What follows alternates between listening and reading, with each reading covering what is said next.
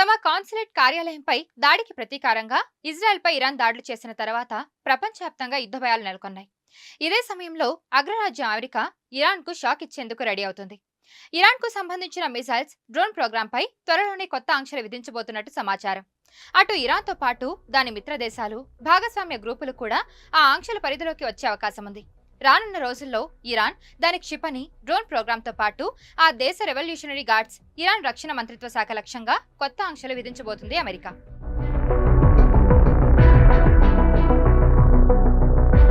మరోవైపు European union విదేశాంగ విధాన చీఫ్ జోసెఫ్ బొరెల్ కూడా ఇరాన్ పై ఆంక్షలు విధించేందుకు కసరత్తు చేస్తున్నాయి. ఇక ఇరాన్ పై ఆర్థిక పరమైన ఆంక్షలు విధించేందుకు అమెరికా అధికారులు పరిశీలిస్తున్నారు. మరోవైపు ఇజ్రాయెల్ పై దాడుల అనంతరం ఇరాన్ కీలక ప్రకటన చేసింది.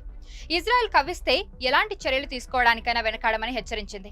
మరోవైపు ఇరాన్ పై ఖచ్చితంగా ప్రతీకారం తీర్చుకుంటామని, దీనికోసం తగిన సమయం, పద్ధతిని ఎంచుకుంటామని ఇజ్రాయెల్ చెబుతుంది.